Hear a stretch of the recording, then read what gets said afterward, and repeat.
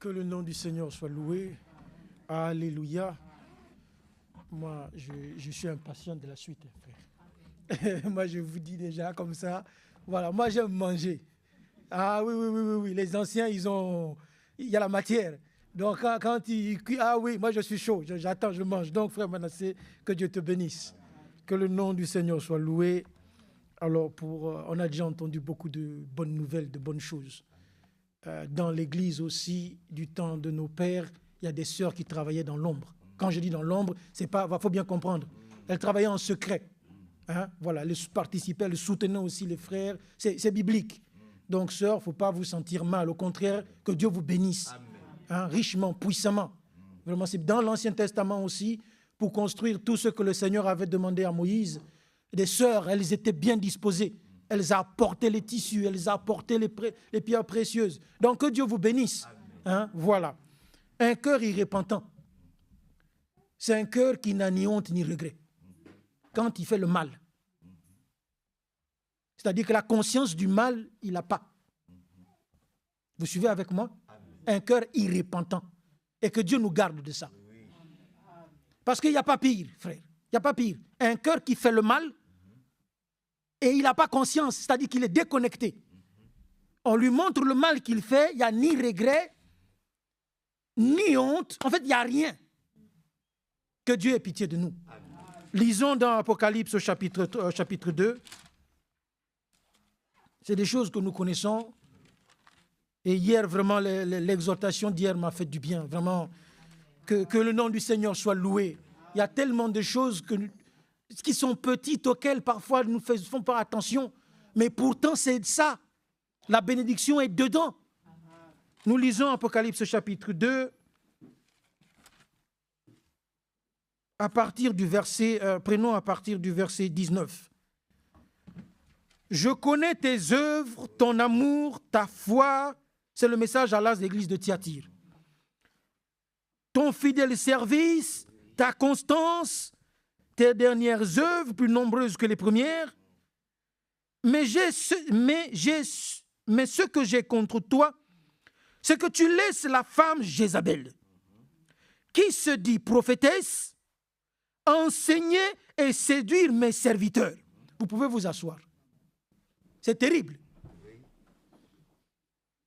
Ce que j'ai contre toi, c'est que tu laisses cette femme-là, qui se dit être prophétesse. Hier, le frère nous a montré la doctrine de Jésus. Elle ne venait pas de lui, du Père. Et cette femme, elle a une doctrine. Vous suivez? Elle se dit prophétesse. Mais la doctrine qu'elle enseigne, c'est pour séduire les serviteurs de Dieu. Nous lisons la suite. Et séduire mes serviteurs pour qu'ils se livrent à la débauche et qu'ils mangent des viandes sacrifiées aux idoles. On ne va pas rentrer dans les détails. Suivons. Je lui ai donné le temps afin qu'elle se répande. Est-ce que nous suivons, bien-aimés? Je lui ai donné le temps. La miséricorde et la grâce de Dieu. Sa patience. Romains chapitre 2, versets 4 et 5. Dieu lui a laissé le temps pour se repentir, pour changer de comportement, pour faire ce qui est juste à ses yeux. Nous poursuivons.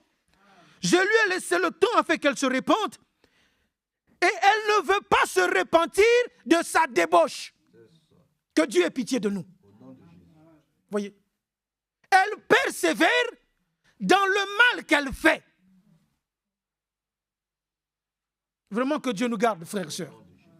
Quand la parole de Dieu sort et qu'elle dévoile mon péché, ton péché, ce que nous faisons mal, frère, le cœur, il faut qu'il soit touché. Parce que si le cœur n'est pas touché, c'est un cœur irrépentant. Romains chapitre 2, un cœur endurci. Or, nous venons ici, c'est pour que Dieu nous change. Oui, frère, oui, sœur, nous ne venons pas pour rester les mêmes. Et cette Jézabel, il ne faut pas seulement voir les dénominations et l'église catholique. Non, c'est toi et moi, on doit regarder. Il ne faut pas qu'on soit dedans, frère, sœur. Nous suivons. Il ne faut pas que ce reproche nous soit fait. La parole que nous avons entendue, c'est pour nous convertir, pour nous amener à la repentance et que Dieu fasse son habitation en nous. Donc, jour après jour, il faut regarder où est-ce que j'en suis. Nous suivons, frère. Parce qu'il y a des choses, Paul écrit, le péché nous enveloppe, c'est facilement. Et il y a des choses qui glissent, on s'habitue et on laisse, ça devient normal. Vous voyez? C'est-à-dire que la routine, ça devient, oh, c'est pas un grand péché. Non, frère. Nous devons être sanctifiés. C'est pourquoi nous écoutons la sainte parole de Dieu. Le péché doit être éradiqué de nous. Il faut demander à Dieu. Le frère l'a dit hier. Pas juste, Seigneur, pardonne-moi mon péché. Non, mais délivre-moi. Nous suivons. Délivre-moi de cette chose. Alors Dieu opère le miracle. Sinon, c'est une routine. Tu pêches, tu te répands. Tu pêches. Voilà, cette chose, ça devient ta vie. Ça devient ma vie. Or, non. Notre vie, c'est la parole. Amen. Par le Saint-Esprit. Donc, quand toi, tu as conscience qu'il y a une mauvaise habitude, vous suivez avec moi? Amen. Tu es conscient toi-même. Ce n'est pas un jugement. Chacun de nous sait pour lui-même. Tu es conscient. Moi, dans ma vie, cette chose-là, ça ne va pas. Alors, pas seulement, Seigneur, pardonne-moi de l'avoir fait, mais je veux que ça s'arrête. Vous suivez? Moi, je veux adorer Dieu librement. Je ne veux pas venir avec des choses souillées. Non.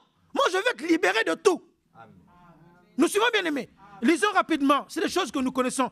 Le psaume 51. Que je le trouve. Psaume 51.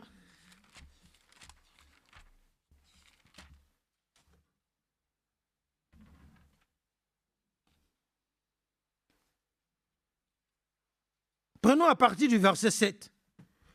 Voici, je suis né dans l'iniquité. C'est un fait. Nous sommes tous nés comme ça, sauf le Seigneur Jésus-Christ. Vous suivez? Il n'y a que lui qui n'est pas né là-dedans. Mais toi et moi, notre naissance, c'est comme ça. Nous poursuivons. Ma mère m'a conçu dans le péché. Mais tu veux que la vérité soit au fond de mon cœur. Vous suivez?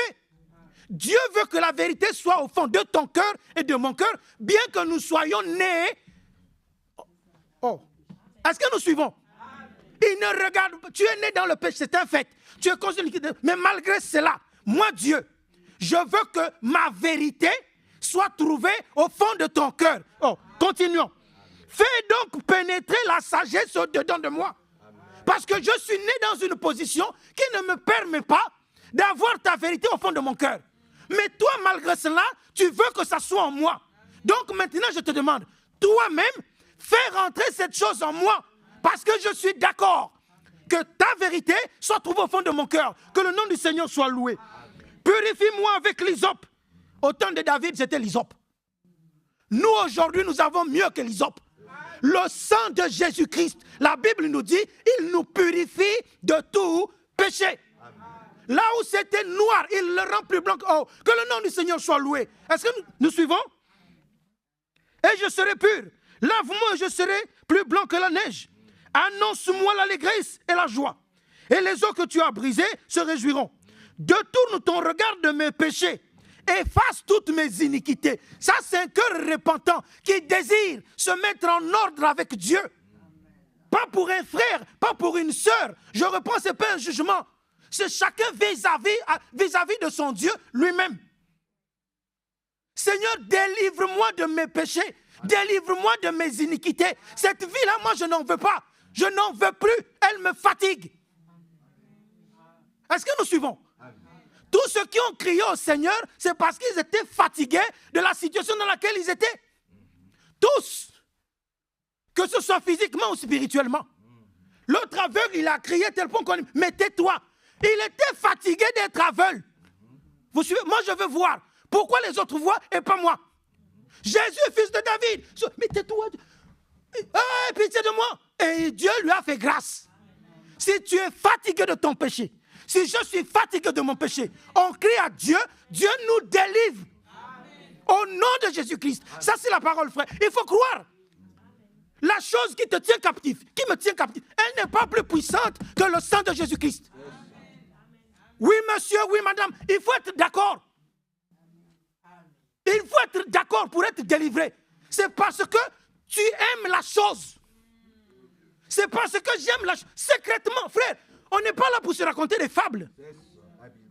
C'est ça. C'est parce que quelque part dans ton cœur, dans mon cœur, j'ai encore l'affection pour cette chose-là. Donc je ne demande pas à être délivré. Et bien la chose, elle continue. Jusqu'à quand, frère? Moi, je ne veux pas mourir dans mon péché. Je ne veux pas. Toi, je ne sais pas, mais moi, je ne veux pas que le Seigneur vienne me trouver en train de pécher. Non, monsieur, moi, je ne veux pas. Que celui qui se souille, se souille encore.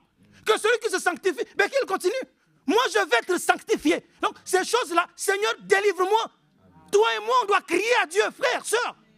On n'est pas là pour cajoler le péché. Vous comprenez, bien aimé? Je reprends, ce n'est pas un jugement. Hein?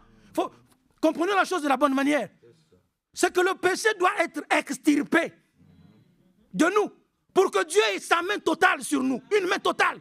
Mais là où on gâche les idoles, là où on gâche, non, ça va, faut que ça sorte. Nous suivons? Poursuivons. Verset 12.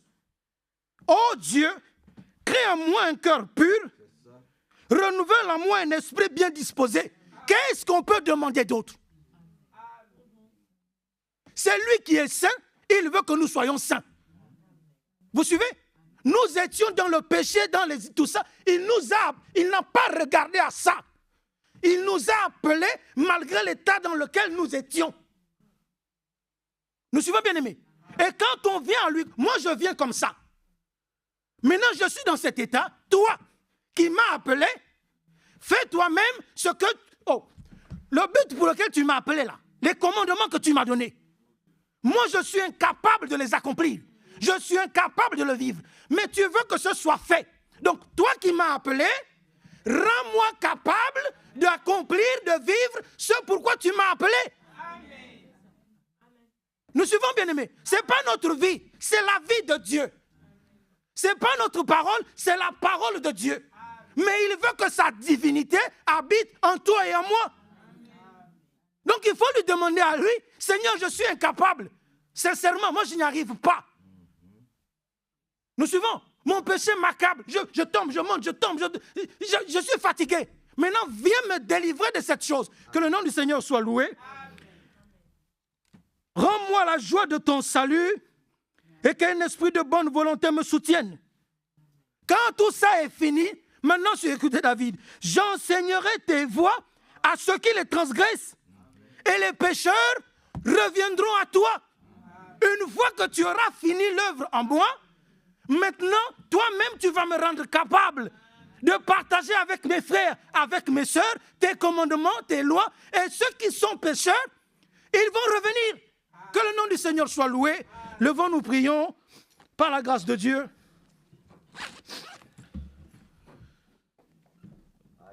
Merveilleux Père Céleste, aie pitié de nous encore ce matin, Père. Vraiment, nous te supplions. David avait l'hysope. À nous, tu as donné le sang de ton Fils Jésus-Christ. Israël avait le sang des boucs et des taureaux. Nous, tu nous as donné le sang de ton Fils Jésus-Christ. Nous te supplions. Voudrais-tu avoir pitié de nous ce matin, Seigneur? Vraiment, aie pitié de nous, Père.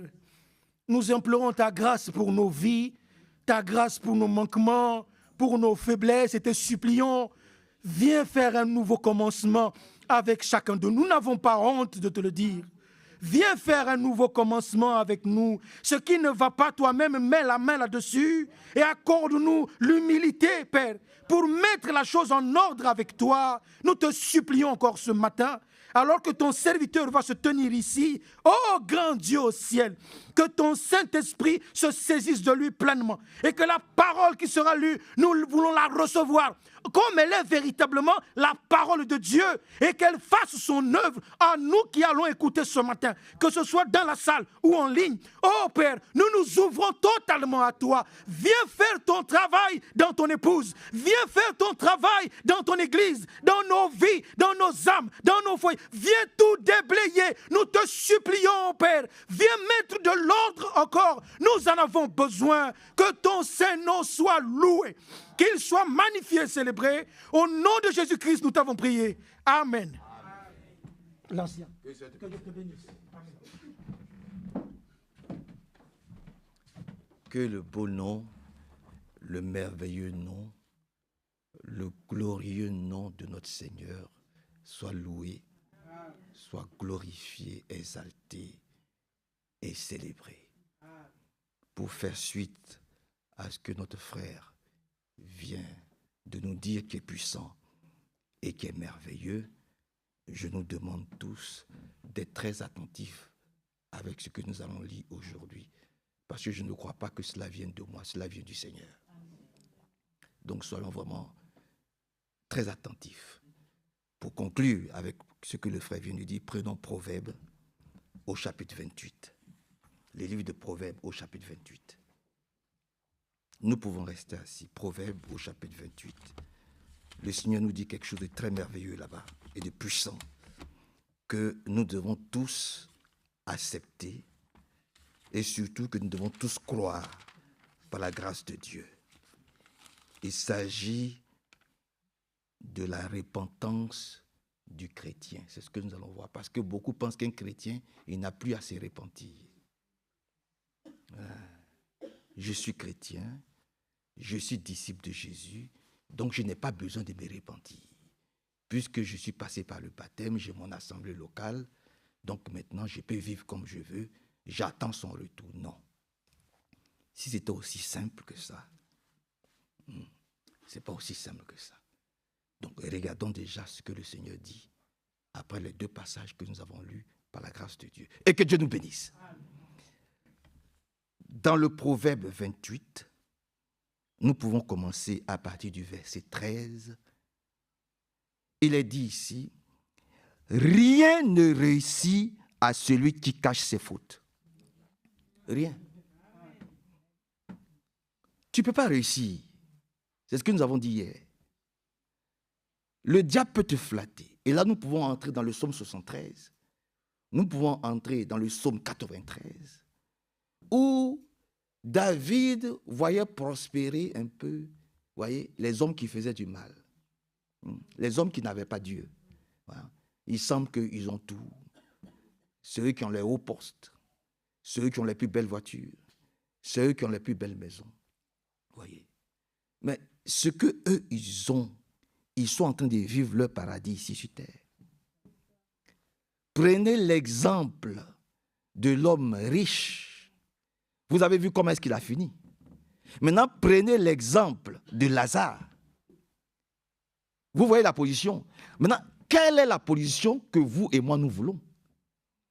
Voulons-nous être des hommes libres, manger ce que le Seigneur nous donne et puis aller au ciel, ou bien être des hommes opulents, avoir tout ce que nous voulons et puis nous trouver dans un lieu de tourment? C'est ça la question. Je crois que chacun peut répondre ce matin dans son cœur. Mais la Bible nous dit, rien ne réussit et rien ne réussira à celui qui cache ses fautes. Mais celui qui les avoue,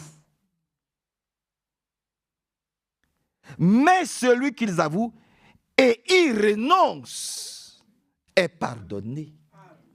Pas par frère Manassé, pas par frère Hervé, mais par le Seigneur lui-même. C'est ce que le frère vient de nous dire dans tout ce que nous avons lu tout à l'heure. Celui qui cache ses fautes, il ne peut pas prospérer.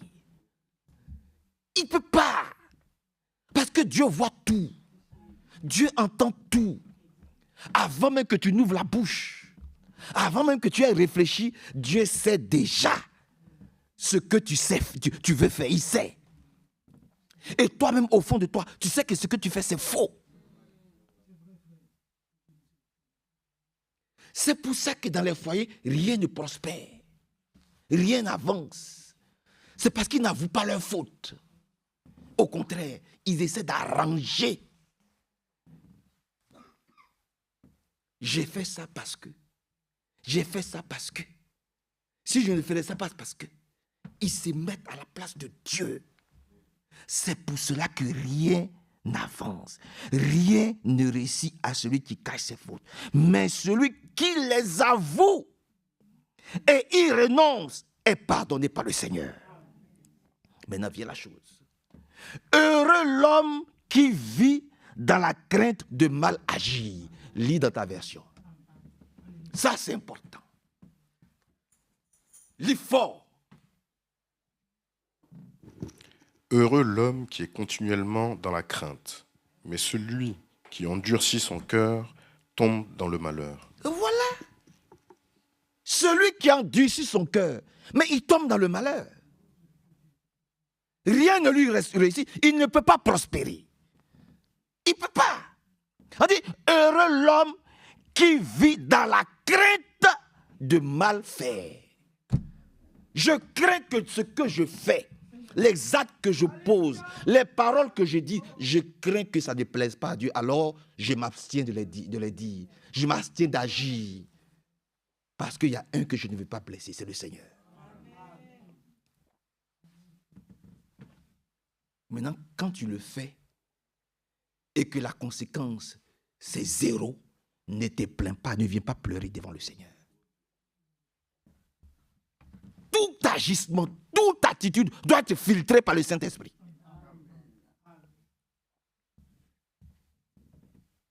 C'est ça qui s'agit aujourd'hui. Et les Corinthiens l'ont compris. La vie de chrétien est une vie de perpétuelle repentance. Et ça, les chrétiens ne savent plus le faire. Ils ne savent plus demander pardon à leurs frères. Ils ne savent plus demander pardon. L'orgueil a pris le dessus. Vous comprenez? Ils ne veulent plus, comme je l'écoutais ce matin, il faut flatter le peuple. Il faut les flatter. Il faut donner, comme le prêchait ce matin, je l'écoutais, frère Branham. Il faut flatter le peuple. Mais c'est un petit troupeau qui va aller au ciel. C'est ceux qui auront écouté, qui auront dit, ah, faut que je fasse attention à mes agissements.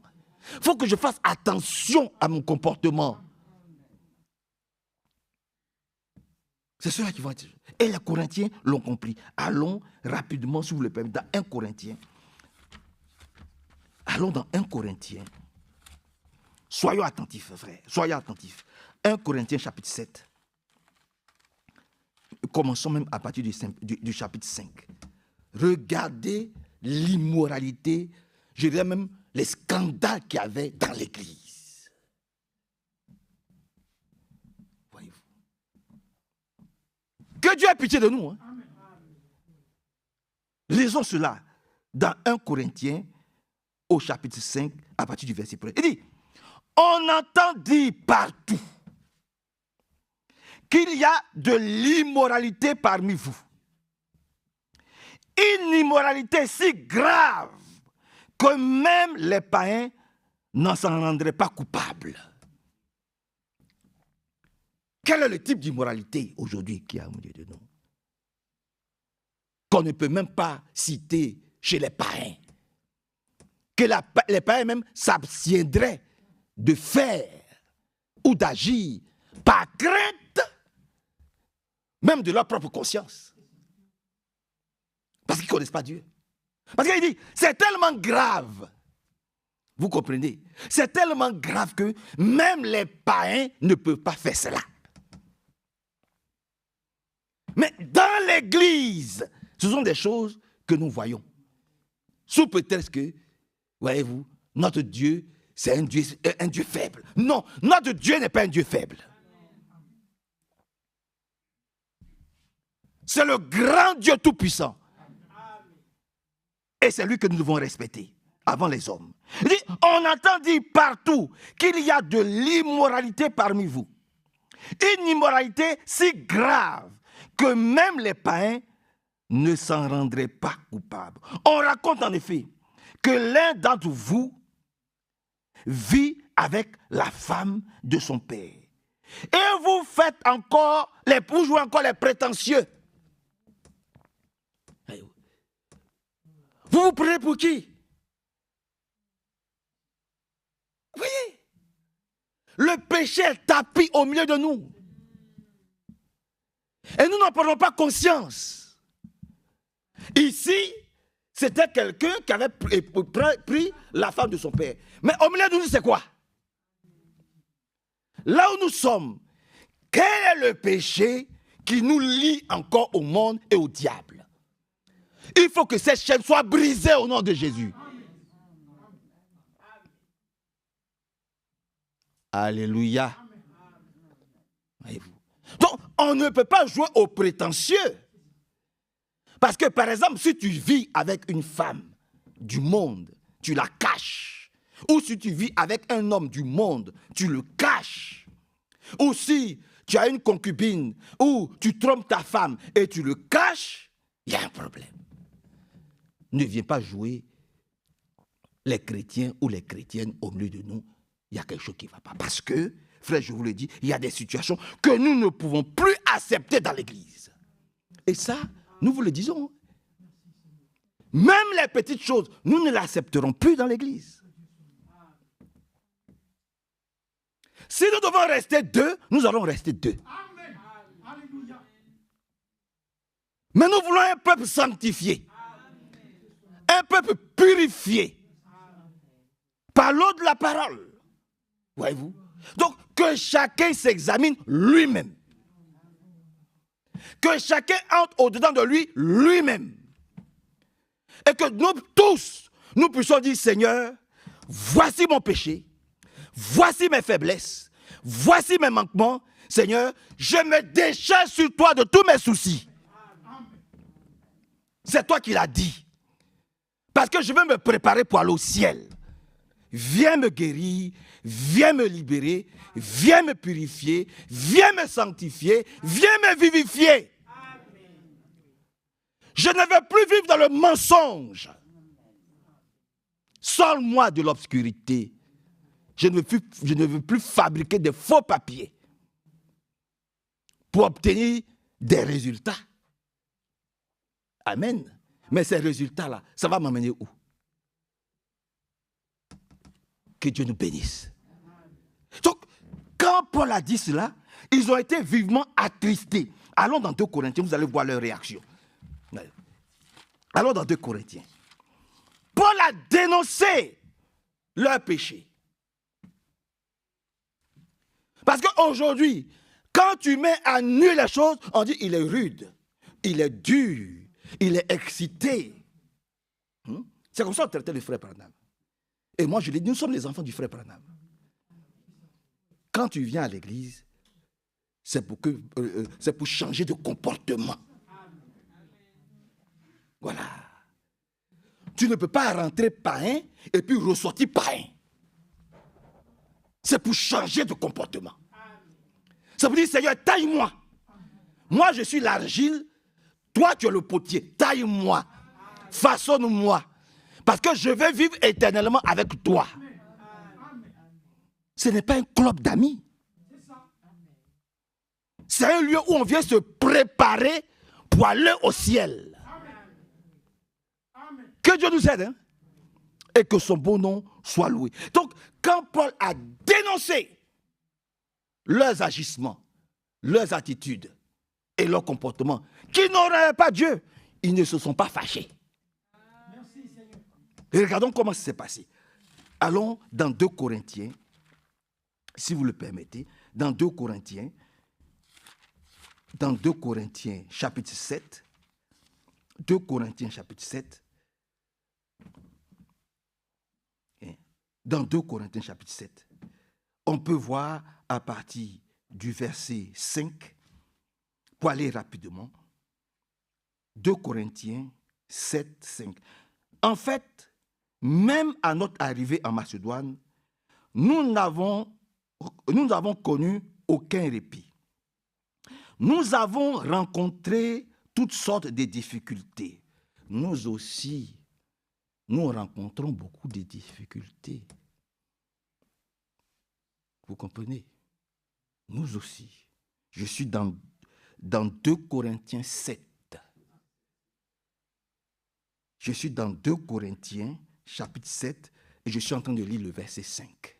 Nous aussi, dans notre marche, dans notre vie, nous pouvons rencontrer de grands... Si Paul dit qu'il a rencontré des difficultés, c'est que nous aussi nous devons rencontrer des difficultés. Il ne faut pas toujours chercher la facilité pour obtenir les choses facilement. Il ne faut pas toujours donner la facilité aussi aux enfants. Il faut qu'ils apprennent à voler de leur propre zèle. Au nom de Jésus-Christ, que Dieu nous aide. Il dit, nous n'avons pas eu de répit, beaucoup de difficultés, des conflits autour de nous. Ça, c'est passé en Macédoine. Beaucoup de conflits autour de nous. Des craintes au-dedans de nous. Mais Dieu qui relève le courage de ceux qui sont abattus. Dieu relève le courage de ceux qui sont abattus. Une parole peut t'abattre. Mais quand elle vient de Dieu, elle te relève plus tard. Dieu qui relève le courage de ceux qui sont abattus nous a réconfortés par l'arrivée de Tite. Tite était où? Et ce n'est pas seulement son arrivée qui nous a produit cet effet, mais encore son rapport sur la façon dont vous l'avez lui-même réconforté. Tite est allé, après la première lettre de Paul, Tite est parti à Corinthe. Et il a rencontré les Corinthiens après que Paul leur ait dit ce que je vous ai lu dans 1 Corinthiens chapitre 5, etc. Donc maintenant, Tite fait son rapport à l'apôtre Paul. Vous êtes avec moi. Donc lisons un peu.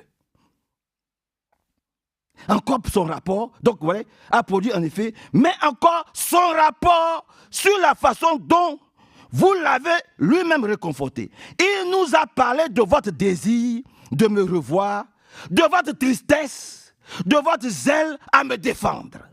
Et voilà pourquoi ma joie en est d'autant plus grande. En effet, même si la lettre que je vous ai écrite vous a attristé, je ne le regrette pas maintenant. J'ai pu le regretter quand j'ai constaté que cette lettre vous avait attristé momentanément.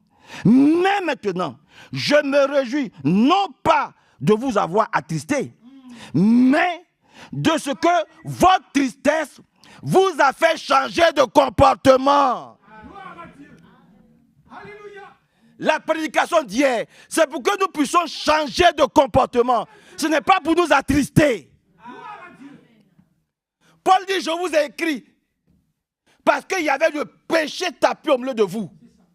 Ça vous a attristé. Mais cette tristesse-là, je me rends compte que ça vous a amené à changer de comportement.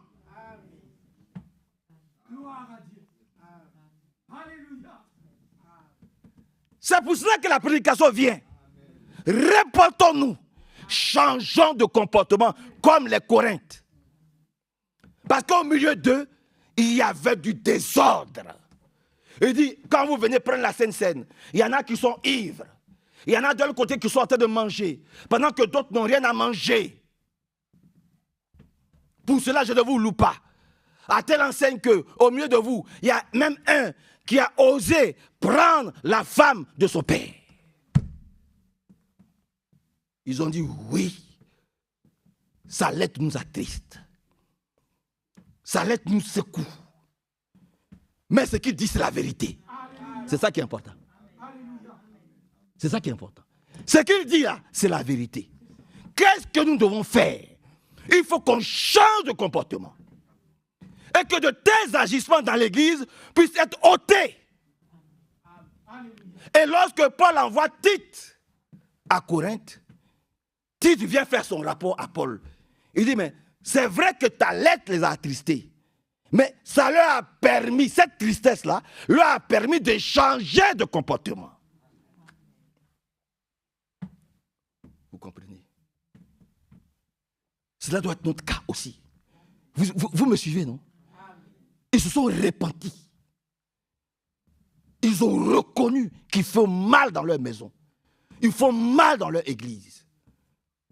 Que leur vie ne glorifiait pas le Seigneur. Alors ils entrent au-dedans d'eux et ils changent de comportement. Ils ne sont pas restés longtemps à discuter, à accuser Paul, à attaquer Paul, pour dire Paul, tu es trop dur.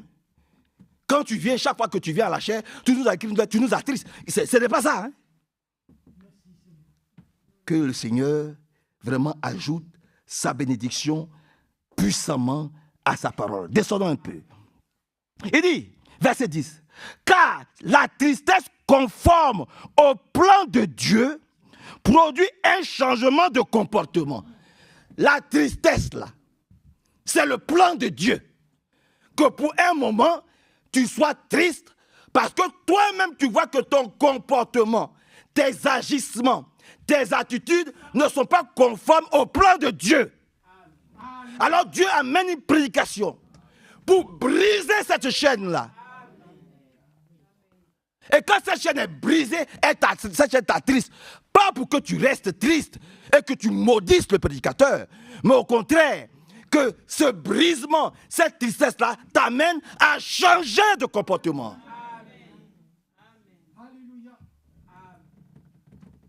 Ça, c'est le chrétien, c'est le disciple de Jésus.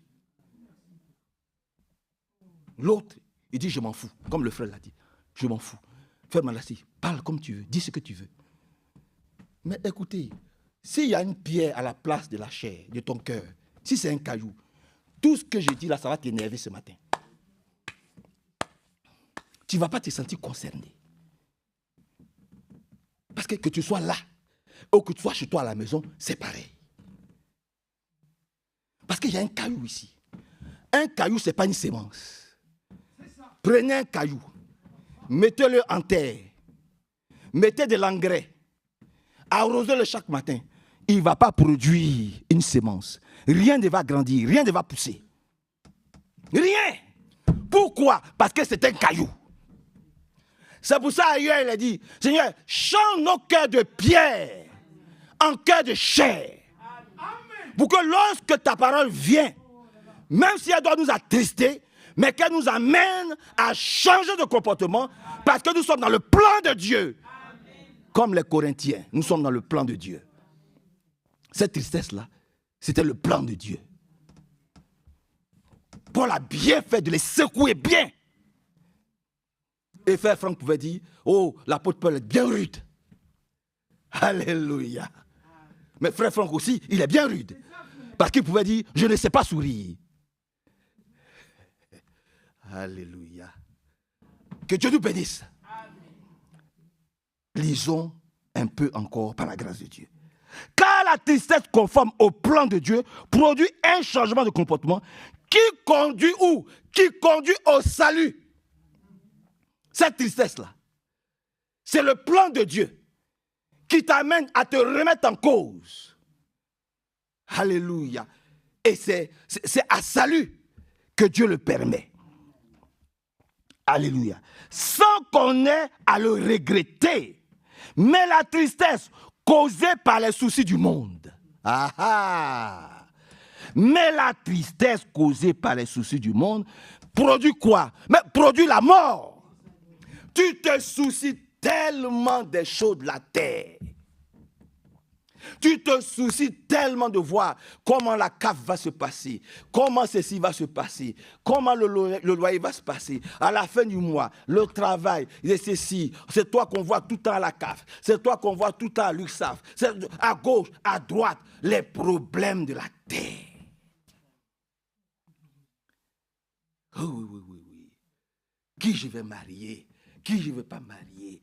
Comment les choses vont se passer? Oh, quel avenir j'ai? Où est ma maison? Où est... Tu te soucies tellement des choses de la terre. Tout ça, ça amène à la mort. C'est une mauvaise tristesse. Cette préoccupation-là, ça te fait prendre des cachets tous les matins ou tous les soirs. Ça s'appelle l'hypertension artérielle. Tellement de soucis. Ça mène à la mort. Mais eux, leur tristesse là, c'était le plan de Dieu qui les a amenés à changer de comportement, à se repentir. Seigneur, viens à notre secours. Maintenant, il dit, verset 11, voyez maintenant les résultats de votre tristesse. Selon Dieu. La tristesse selon Dieu. Il y a la tristesse selon le monde qui amène à la mort. Et il y a la tristesse selon Dieu qui amène à la vie éternelle, au salut. Voilà. Maintenant, je mets les deux devant toi. Choisis la tristesse que tu veux. Ah oui, choisis la tristesse que tu veux. Il y a une tristesse selon les hommes. C'est pour ça, ailleurs, un a dit, déchargez-vous sur lui de tous vos soucis. Car lui-même prendra soin de vous. C'est ce qu'il a dit. Vous comprenez? Que Dieu nous bénisse.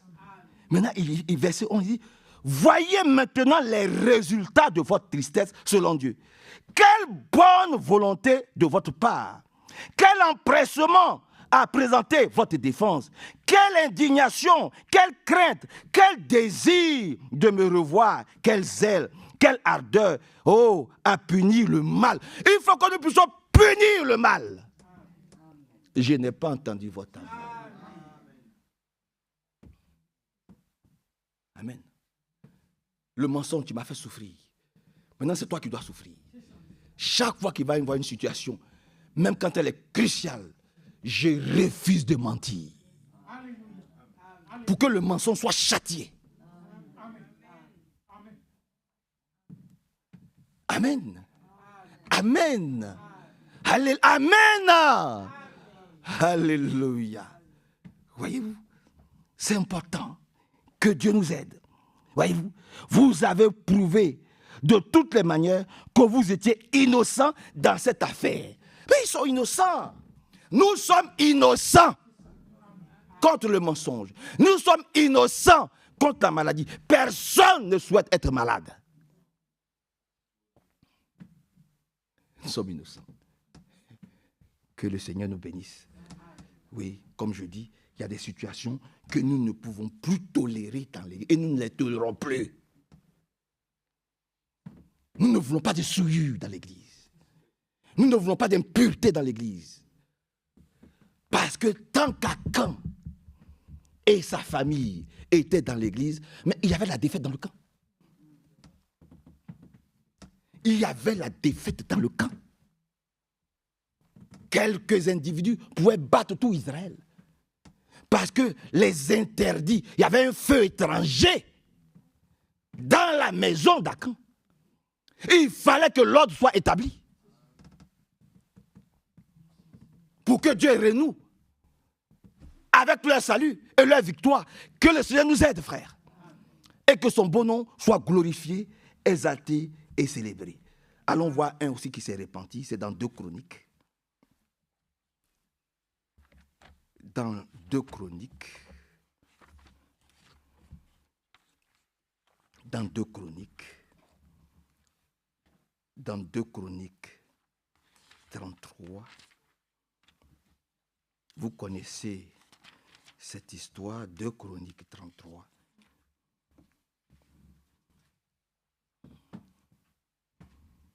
Deux Chroniques au chapitre 33.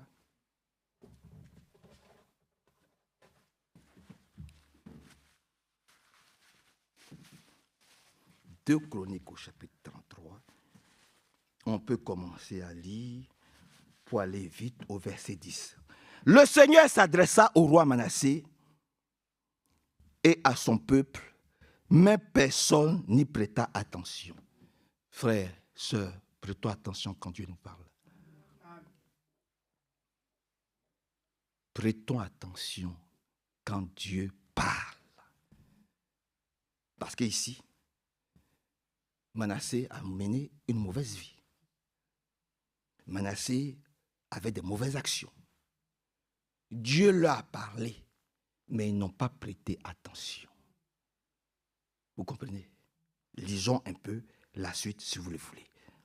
Le Seigneur s'adressa au roi Manassé et à son peuple, mais personne n'y prêta attention. Alors le Seigneur fit venir contre eux les chefs de l'armée du roi d'Assyrie.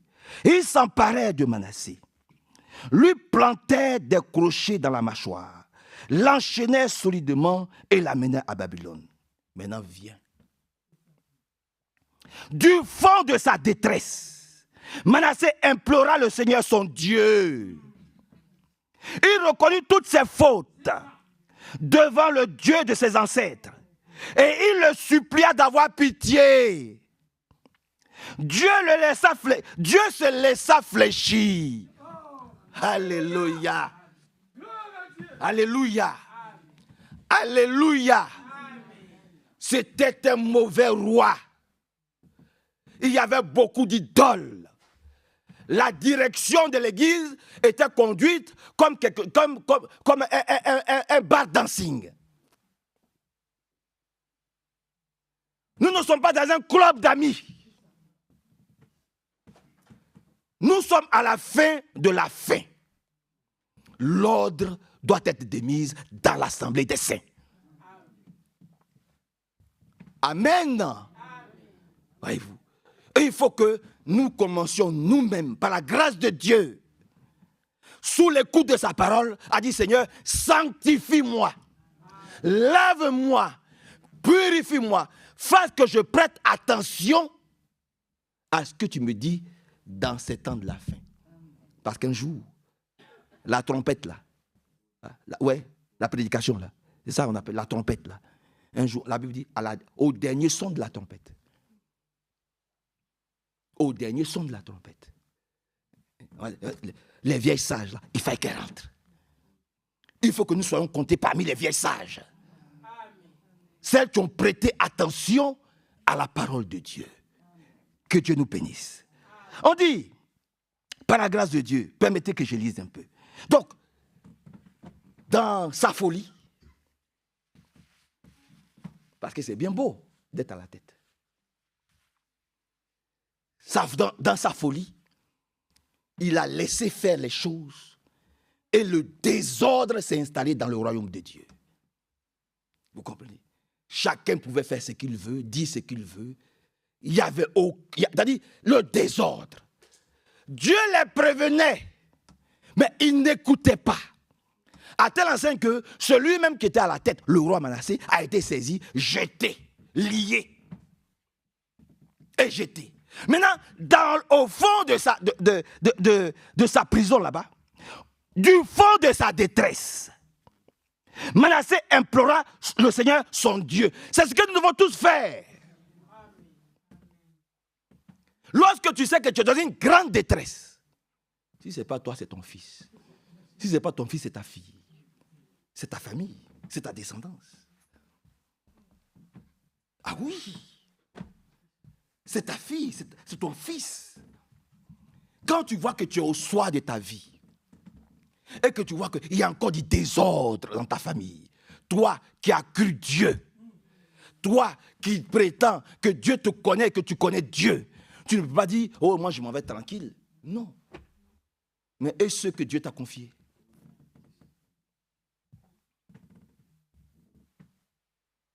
Noé est entré dans l'arche avec chaque membre de sa famille et ses beaux-frères. Pourquoi ils n'ont pas rejeté? Pourquoi ils n'ont pas rejeté le message de Noé? C'est que Noé a su leur parler. Noé est rentré avec ses filles.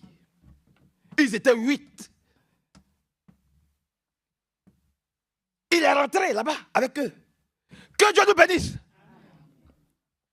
Il faut savoir parler. Il ne faut pas dire, oh, moi j'ai fait ce que je devais faire. Donc, si je m'en vais, je suis en paix. Et les autres, où est-ce que tu as mis ton talent? Il y a un ordre qui a été donné. Allez dans tout le monde entier, prêchant l'évangile. Alléluia. Il faut que ta maison croie en Jésus-Christ. C'est là que tu vas voir le degré de foi que tu as en Jésus. Parce que si tu crois Dieu fortement, fermement, et si Dieu te visite, alors là, on verra les fruits de ta foi. Forcément, ça va, tout le monde va en profiter. Tout le monde va en profiter. Mais si tu es encore faible, alors fais comme Caleb. Dis, Seigneur, je suis encore fort. Permets-moi de rassembler mes enfants. Oui. Mon père, quand il a eu ses 50 ans, il nous a tous rassemblés. Nous sommes 6. 3 frères, 3 sœurs. Il nous a appelés. Il nous a dit cette chose que je n'oublierai jamais. Il nous a dit, lui, il nous a donné 2 héritages. Il a atteint ses 50 ans, maintenant la pente. Il dit, je vous ai donné 2 choses. La première éducation et le premier héritage que je vous ai donné, c'est la Bible, c'est la parole de Dieu. Je vous ai donné la parole de Dieu. Faites-en ce que vous voulez. Moi, c'est le seul héritage que je vous laisse. C'est le Seigneur Jésus-Christ. La deuxième chose que je vous ai donnée comme héritage, c'est que je vous ai mis à l'école. Parce que vous êtes dans le monde. Vous n'êtes pas du monde, mais vous êtes dans le monde. Il faut que vous puissiez vous instruire, aller le plus loin possible, obtenir un petit diplôme et puis travailler, manger à la sueur de votre visage. Le reste là, ne comptez pas dessus. Ne comptez pas sur les plantations, ne comptez pas sur les maisons, ne comptez pas. Ce n'est pas sûr que ça vous revienne parce que vous avez des oncles, vous avez des tantes, vous avez vos frères, vous n'êtes pas seul. Et si vous comptez sur ça, ça risque de vous diviser. Tu as déjà rassemblé tes enfants pour leur parler de Jésus dans ta maison, un 24 décembre ou un 31 décembre. Tu les as rassemblés. Pour leur dire, venez, je vais vous partager le plus grand héritage que j'ai reçu. Ce n'est pas ma maison, ce n'est pas ma voiture, ce n'est pas mon compte en banque. Tu les as déjà rassemblés pour leur parler de Jésus. Tu leur as déjà parlé de ton héritage. Parce que le seul vrai héritage que tu peux leur laisser, c'est qui? C'est ta maison, c'est ta voiture, c'est ton compte en banque. Le plus grand héritage que tu puisses laisser à ta descendance, c'est la vie éternelle. Amen. Alors changeons-nous tous de comportement. Amen. Changeons de comportement. Aucun de nous n'est encore arrivé. Dieu doit encore travailler en nous. Alors lui, il s'appelle Manassé. La Bible dit, par la grâce de Dieu, vous êtes avec moi. Après ces événements, montons un peu. On est où là? Verset 10. Allons au verset 12. Du fond de sa détresse, Manassé implora le Seigneur son Dieu. Il reconnut toutes ses fautes. Mais frères, reconnaissons que nous avons mal fait devant le Seigneur. Reconnaissons. Reconnaissons. Un chrétien, il reconnaît toujours. Nous sommes en train de parler de la repentance des chrétiens. Manassé, il connaît Dieu. La Bible dit qu'il s'est repenti. Il a reconnu ses fautes. Du fond de sa détresse, Manassé implora le Seigneur son Dieu. Il reconnut toutes ses fautes devant le Dieu de ses pères. Et il le supplia d'avoir pitié. Seigneur, aie pitié de nous ce matin. Aie pitié de nos mensonges, de tous les trafics de conscience que nous avons eu à poser, de tout notre létage, nos paresses, nos négligences, nos calomnies. Seigneur, aie pitié de nous. Manassé a demandé, Seigneur, aie pitié de moi. Oui, aie pitié. Il implora la pitié de son Dieu. Du fond de sa détresse, Manassé implora le Seigneur son Dieu. Il reconnut toutes ses fautes devant Dieu, le Dieu de ses pères. Et il supplia d'avoir pitié de lui. Dieu se laissa fléchir. Amen. Dieu se laissa fléchir. Il exauça sa prière. Seigneur, exauce nos prières. Parce que tout à l'heure, nous allons nous lever et nous allons prier. Seigneur, que tu exauces toutes nos prières.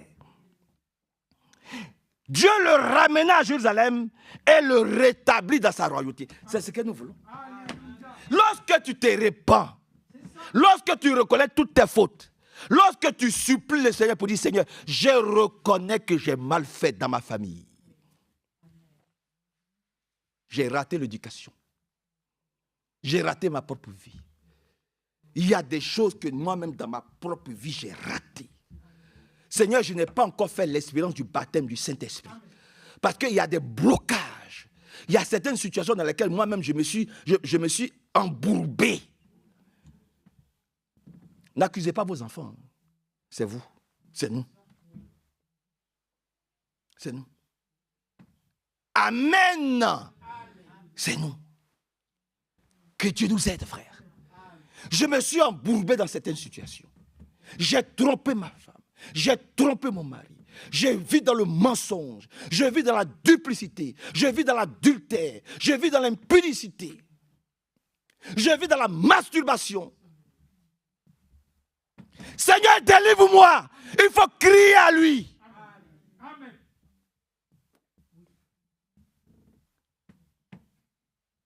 Il faut crier à lui, au Seigneur.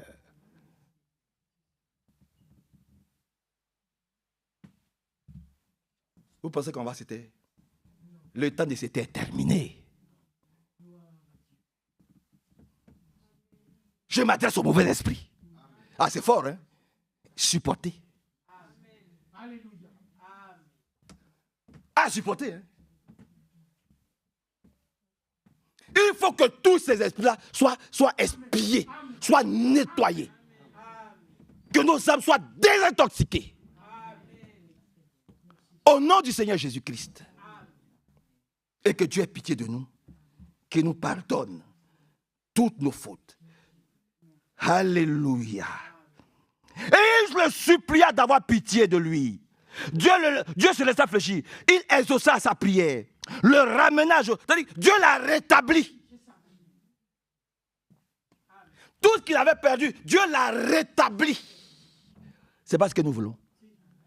Mais c'est passé par quoi? Par la repentance. C'est parce qu'il s'est repenti. Et il a avoué à Dieu toutes ses fautes. Il ne s'est pas justifié. J'ai fait cela parce que. Oh Seigneur, tu vois toi-même la situation. Tu vois comment on s'est justifié, on s'est justifié. Et on a toujours la tête sous l'eau.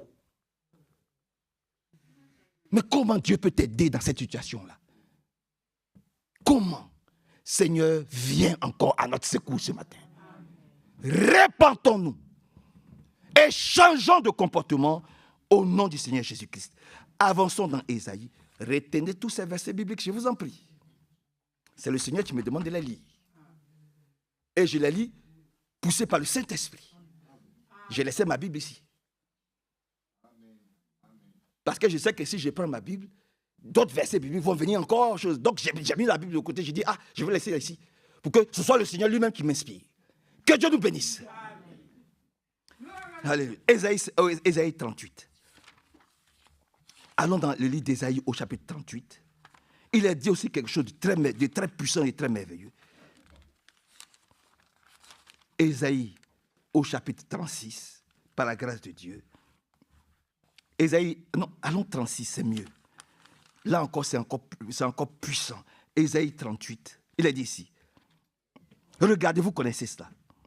C'est une nouvelle épreuve qui a frappé le roi Ézéchias. À cette époque,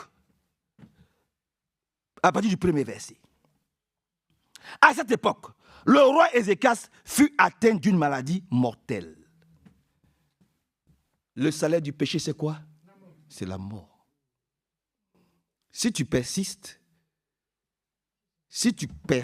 dans ta voie là, si tu ne refuses de changer de comportement, tu comprends, frères et sœurs, tu n'entreras pas avec nous au ciel.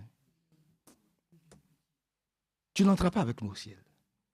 Tu peux continuer à te convaincre parce que tu as fait un baptême. Judas aussi a fait un baptême.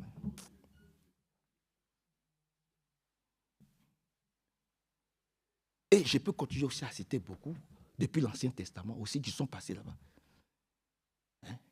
Judas aussi a chassé ses frères les démons. Donc, ce n'est pas une question d'être assis ici ou d'être debout ici. Non. Que Dieu nous aide. Hein? Voilà. Donc, suivons vraiment. C'est vraiment important. Pour que cette maladie-là, mortelle-là, nous quitte. Parce que c'est ça là. C'est pour ça que nous sommes là. Hein. Il faut que toute maladie mortelle nous quitte. Tout péché mortel nous quitte. Parce que l'agneau, il est sans tache. Il n'est pas boiteux. Il n'a pas une corne cassée. Il n'y a même pas un petit point noir. C'est un agneau saint. C'est ce que nous sommes en train de voir par la grâce de Dieu.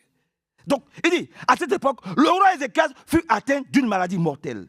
Le prophète Ésaïe, fils d'Amoth, vint le voir et lui dit, voici ce que le Seigneur déclare. C'est le moment pour toi de régler toutes tes affaires, car tu ne survivras pas à cette maladie. C'est Dieu qui parle. Et c'est son prophète. Nous aussi, dans notre génération, nous avons reçu un puissant prophète qui nous a dit ce que nous devons faire et ce que nous ne devons pas faire. Qui nous a montré la saine doctrine de Dieu, comme nous l'avons vu hier. Et le Seigneur Jésus qui lui-même l'a dit, nous l'avons lu, ce n'est pas ma doctrine, c'est la doctrine de celui qui m'a envoyé. Amen. Amen. Donc, c'est le même, le prophète Ésaïe, ce n'est pas n'importe qui. Donc, il ne vient pas dire des fables habilement conçues à Ézéchias. Il sait ce qu'il dit. Et Ézéchias, il sait que ce que Ésaïe dit, c'est la vérité. C'est ça notre position encore aujourd'hui. Que Dieu nous bénisse. Donc, à ce moment-là, il dit, tu ne survivras pas à cette maladie. Voyez-vous. Maintenant, verset 2. Alors, Ézéchias se tourna contre le mur et adressa au Seigneur cette prière. Ah, Seigneur, souviens-toi. Je me suis conduit envers toi avec une entière loyauté. C'est ce que Dieu attend de nous. Mais s'il s'est conduit avec Dieu d'une entière loyauté, pourquoi Dieu veut l'amener? Pourquoi Dieu veut le reprendre? C'est pour ça que je nous déclare ici. Il ne faut pas qu'on voie qu'on est trop bon.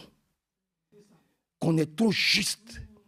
On est trop propre. On n'a rien à se reconnaître. C'est-à-dire, il n'y a aucune crainte. Oh, maintenant, vous savez, si le Seigneur me prend maintenant, de toute façon, il n'y a pas de problème. Non. Mais lui, là, il a combattu le bon combat. Paul, même qui est Paul, il dit, si je puis, j'ai combattu le bon combat de la foi. Maintenant, si Dieu veut, il n'a pas dit, moi, j'ai un témoignage. Mon témoignage, c'est que sur la route de Damas, j'ai rencontré face à face le Seigneur Jésus-Christ. Il m'a même ébloui. Et c'est lui qui m'a rendu ce témoignage où je devais aller, qui je devais rencontrer, qui devait me baptiser, comment les écarts sont tombés dans mes yeux. Il n'a pas dit ça. Il dit, si je peux. Mais il y a les chrétiens d'aujourd'hui, là, oh, moi je sais, oh, vous savez, moi je suis tranquille. Hein. Non. Lui, il dit au Seigneur, il a été loyal. Pourquoi tu veux m'enlever maintenant, Seigneur, alors que j'étais été loyal? C'est ça qu'il s'agit. Vous êtes avec moi? Est-ce que vous êtes là? Alors que Dieu nous bénisse. Il dit ceci. Par la grâce de Dieu. Il se tourne. Ah Seigneur, souviens-toi, je me suis conduit envers toi avec loyauté. J'ai toujours agi de manière à te plaire. Vous voyez? Souvent, c'est ce que nous disons. Lis dans ta version, frère. Lis fort, lève-toi, lis fort. Je vais nous montrer que quelquefois, nous nous complaisons trop dans notre petit quinquin. On est trop sûr, on est trop rassuré. C'est-à-dire, on se perçoit soi-même que rien ne peut nous atteindre, rien ne peut nous arriver. Lui, là, il était loyal. Et puis, il s'est toujours comporté dans la maison de Dieu avec fidélité et loyauté. Lis dans ta version, frère. Ô Éternel, souviens-toi que j'ai marché devant ta face avec fidélité. Attends. Ô Éternel, souviens-toi que j'ai marché devant ta face. Nous pouvons dire que nous marchons devant sa face. Toi et moi, là où nous sommes aujourd'hui, dans cette assemblée, là où les chrétiens bibliques, les apôtres, les actes, on dit actes des apôtres, où du lundi au dimanche, ils étaient devant sa face. Ils étaient d'un même cœur, d'une même âme. Il suppliait le Seigneur chaque jour, jusqu'à ce que le Saint-Esprit dise, toi et moi, on peut dire que nous marchons avec lui avec loyauté. Arrêtons de nous flatter. Continue. Devant ta face avec fidélité et intégrité de cœur. Avec fidélité et intégrité de cœur. Toi et moi, nous pouvons dire que nous avons été intègres. Nous pouvons dire, Seigneur, j'ai marché avec toi avec intégrité de cœur. Je n'ai pas critiqué Evelyne, je n'ai pas critiqué Manassé, je n'ai pas boudé Manassé, je n'ai pas fait des choses sur Manassé. Vous pouvez le dire, nous pouvons le dire. Manassé, il peut le dire aussi.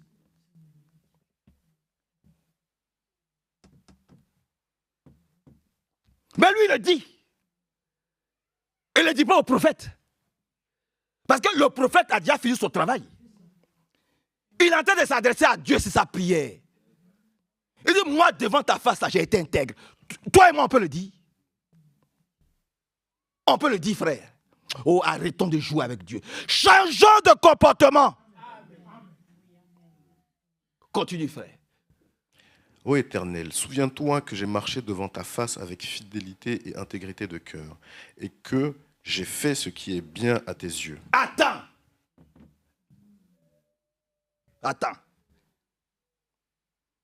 Et j'ai fait ce qui était bien à tes yeux. Pas aux yeux de l'Église. Pas aux yeux du prophète. Je n'ai rien fait pour plaire à Branham. Je n'ai rien fait pour plaire à Hervé. Je n'ai rien fait pour plaire à Manassé. Parce que c'est ça qu'il s'agit. Les enfants de Dieu aujourd'hui, ils agissent pour plaire aux anciens. Oh, je vais me comporter comme ça, ça va plaire à Manassé. Oh, je vais me comporter comme ça, ça va plaire à Hervé. Oh, je vais me comporter comme ça, ça va plaire à frère Franck. Oh, je vais me comporter comme ça, ça va plaire à mon papa. Nous ne sommes pas là pour plaire aux hommes. Aucun homme n'a donné sa vie pour nous. Nous sommes là pour être sauvés. Nous sommes là pour nous préparer à aller au ciel. Je ne suis pas là pour plaire à mon papa ou à ma maman. Je ne suis pas là pour exécuter les œuvres ou les actes de mon père ou de ma mère.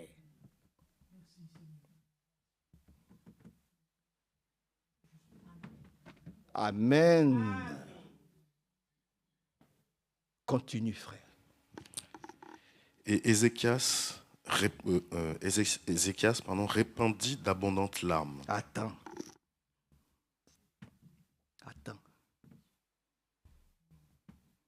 On ne sait plus pleurer devant le Seigneur. On peut pleurer pour la Palestine. On peut pleurer pour Israël. On peut pleurer, je ne sais pourquoi, pour un décès. On peut pleurer pour un chien ou pour un chat. Mais on ne peut plus pleurer pour son propre péché. Oh mon chien, oh mon chien. Oh ma chatte, ma chatte. Oh la Palestine, oh la Palestine, pourquoi ils font ça? Ça on peut pleurer. Oh Israël, oui on peut pleurer. Mais quand tu as sa propre vie, on ne pleure plus. On ne sait plus verser des larmes sur ses propres péchés pour dire, Seigneur, j'ai mal fait. Seigneur, regarde dans quel état je suis. À mon âge. Regarde dans quel état je suis. On ne sait plus le faire. Au contraire, on demande aux prédicateurs de se taire pour qu'on continue la mauvaise vie. Oh Seigneur, aide-nous. Je n'ai pas entendu votre amen. Vous êtes fâchés. Fâchez-vous avec Dieu, ce n'est pas avec moi. Je suis en train de lire la parole de Dieu. Fâchez-vous avec Dieu. Et puis vous savez, on ne se fâche pas avec Dieu. Et que Dieu nous bénisse. Puissamment. Amen. Voyez-vous, il reconnaît qu'il s'est toujours bien conduit. Il a toujours été devant, il a toujours été loyal. Alors le Seigneur chargea Ésaïe de dire à Ézéchias, quand il a parlé comme ça, quand il s'est repenti, quand il a dit au Seigneur, voici ma position, j'ai toujours aimé, j'étais toujours aimé de tout mon âme. de toute ma pensée, de toute ma force. Alléluia. Et j'ai toujours aimé mes frères et sœurs comme tu me le demandes. Je l'ai toujours fait. Maintenant, Seigneur, je suis faible. J'ai des manquements. Mais je n'ai jamais manqué les réunions de prière. Je n'ai jamais manqué le culte. Seigneur, j'ai toujours fait les choses avec loyauté. J'ai toujours voulu me tenir devant ta face comme je suis, dans mes faiblesses. Tu vas te séparer de moi comme ça. Et puis il s'est mis à pleurer. Il s'est repenti. Il n'a pas fait comme dans Jean chapitre 7 ou dans là-bas. Seigneur, mais tu veux nous enlever, hein? Ah, Seigneur, toi aussi. Nous avons baptisé en ton nom. Nous avons prêché en ton nom. Nous avons fait ça. Nous avons fait des grands miracles. Il dit, retirez-vous de moi. Je ne vous ai jamais connu. Il n'a pas fait ça. Il a seulement exposé au Seigneur ce qu'il lui il est. Dans ses faiblesses.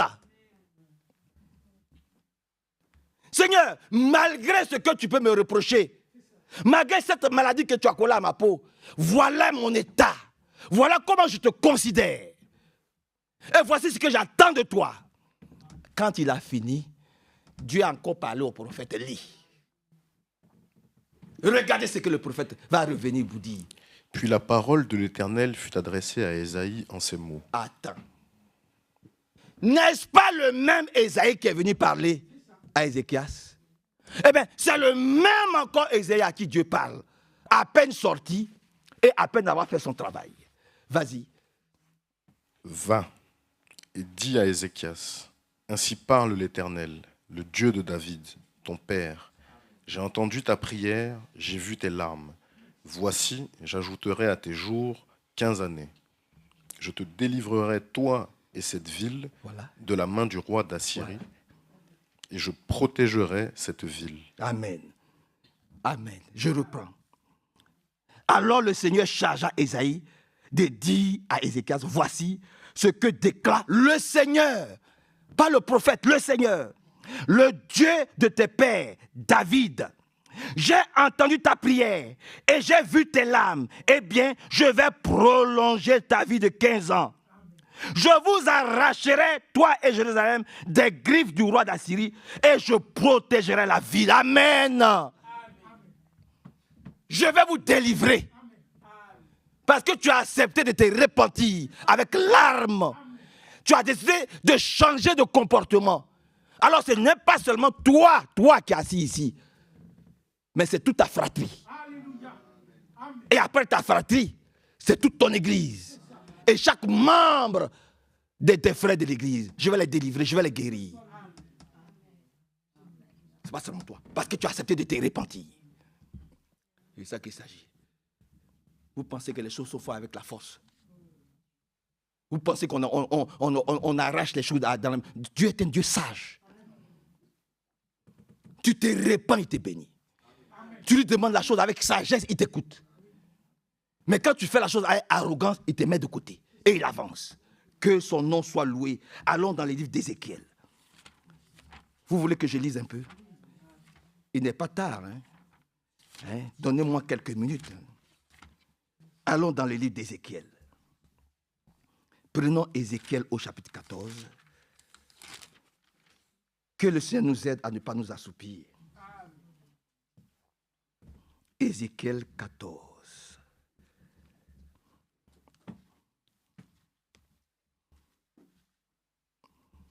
Vous êtes avec moi? Ézéchiel 14. Que Dieu nous aide à rejeter toutes les idoles. Quelles que soient ces idoles. Verset 1er. Un jour, quelques anciens d'Israël vinrent s'asseoir devant moi pour me consulter. Alors, le Seigneur me dit, je m'adresse à toi, l'homme, parce que ces gens-là ont un cœur dominé par leur sale idole. Il faut que nos sales comportements s'arrêtent. Au nom de Jésus-Christ. Nos sales attitudes doivent s'arrêter. Parce qu'ici, il est dit, leurs sales idoles. Et malheureusement, les chrétiens ont encore des idoles. Il faut que ces chaînes-là soient brisées. détruite au nom de Jésus-Christ. Leur salle idole. Ils ne quittent pas des yeux ce qui est à l'origine de leur faute. Seigneur, aide-nous à quitter des yeux, à nous séparer. C'est ce que notre frère Billy a dit. Il faut que Dieu nous aide à quitter de nos... Seigneur, enlève de nos yeux, arrache de nos yeux toutes ces idoles-là, toutes ces fautes-là. Ils ne quittent pas des yeux ce qui est à l'origine de leur faute. Pense-t-il que je vais me laisser consulter par eux? Voilà. Voilà. Tu es assise sur le péché. Tu es assis sur le péché. Toi-même, tu sais que tu viens de mentir, tu viens de voler, tu viens de faire des choses qui ne sont pas glorieuses. Et tu viens, Seigneur, pardonne-moi. Seigneur, tu vois, alors que tu viens de vivre une vie d'impudicité, d'adultère.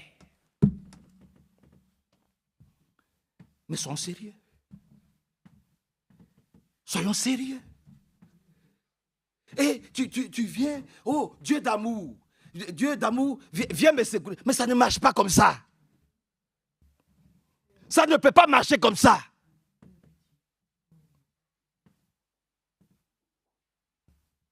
Et les gens se complaignent dans leur mauvaise vie. Parce qu'ils disent qu'ils ont été baptisés au nom de Jésus. Parce qu'ils disent qu'ils ont une assemblée locale. Ils vivent dans l'adultère spirituel. Ils vivent dans l'impudicité spirituelle.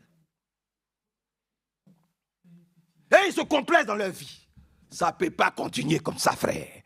Changeons de comportement. Je n'ai pas entendu. Alléluia. Alléluia. Changeons de comportement. Ils ne quittent pas des yeux ce qui est à l'origine de leur faute. Pense-t-il que je vais me laisser consulter par eux? Transmets-leur donc ce que je leur déclare, moi, le Seigneur Dieu. Si un Israélite, si un frère de Lion se laisse dominer par ses idoles et ne quitte pas des yeux l'origine même de sa faute et qu'il vienne me consulter, moi, le prophète, le Seigneur, je serai amené à lui répondre moi-même. Un jour, le Seigneur sera obligé de te répondre lui-même face à face. Et ça, c'est dangereux. Il peut te parler par songe. Il peut te parler par vision. Amen. Il peut te parler par prophétie. Il te parle par la parole parlée. Mais le jour où Dieu vient face à face te parler, fais attention. Fais attention.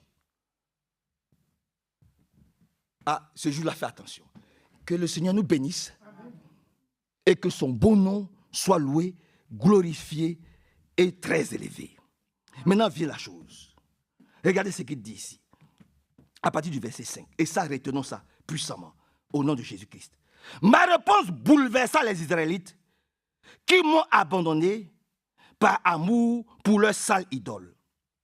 C'est pourquoi, dit aux Israélites, le Seigneur dit que les Juifs l'ont abandonné parce que leur idole était plus... C'est-à-dire, la vie qu'ils mènent, là, c'était meilleur. Les chrétiens ont honte d'être chrétiens aujourd'hui. Hein. Ils se cachent. Hein. Ils frôlent les murs. Oui, ils frôlent les murs. Ils ont honte comme ça qui ils sont. Ils ne témoignent plus de ce qu'ils sont. Il faut se montrer civilisé dans un monde qui part à la dérive.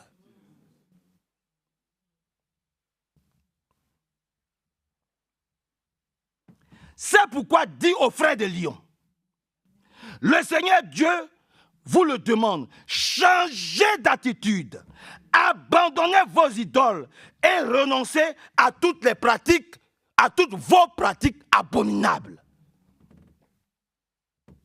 Changez d'attitude. Changeons d'attitude. Changeons de comportement. Répentons-nous. C'est ce que nous sommes en train de lire ici. Regardez ce qu'il dit. Le Seigneur, verset 5. C'est pourquoi, verset 6, c'est pourquoi, dis aux frères des lions, le Seigneur Dieu vous le demande, changez d'attitude, abandonnez vos idoles et renoncez à toutes vos pratiques abominables. Si un chrétien de Lyon ou un étranger installé ici à Lyon n'abandonne pas ses idoles, s'il ne quitte pas ses yeux sur l'origine, même lis dans ta version là-bas, si un Israélite ou un étranger installé en Israël m'abandonne,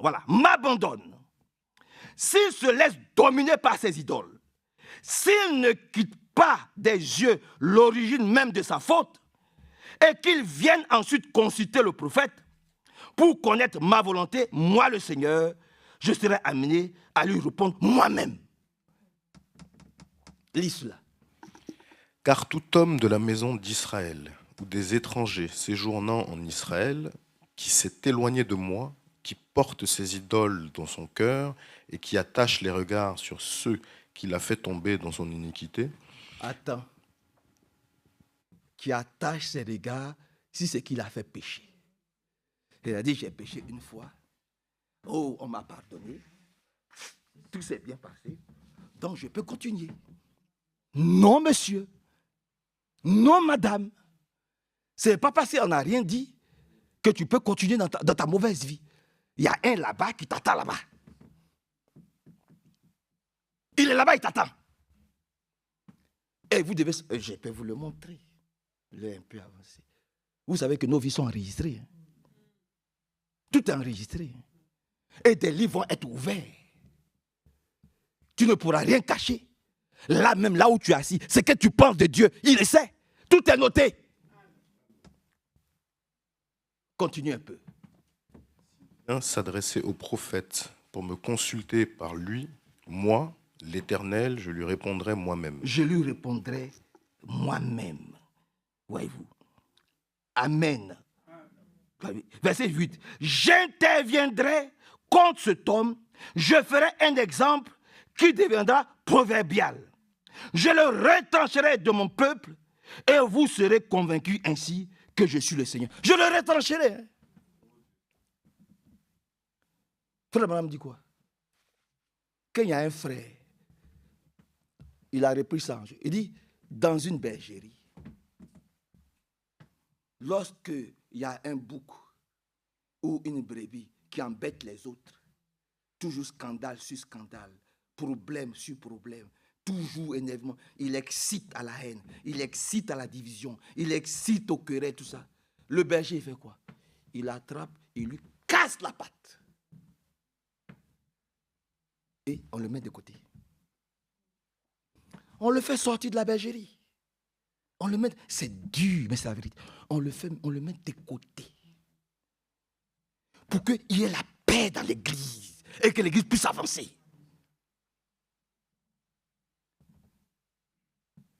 C'est de ça qu'il s'agit. Seigneur, aie pitié de nous. Nous ne le souhaitons à personne. Mais que Dieu nous fasse grâce. Et que son beau nom soit glorifié, exalté, célébré et très élevé. Allons dans Ézéchiel 18. Je vais maintenant lire rapidement. Ézéchiel au chapitre 18. Ézéchiel 18. Verset 30. Ézéchiel 18, 30. Pour ma part, dit le Seigneur, je jugerai chacun de vous selon sa propre conduite.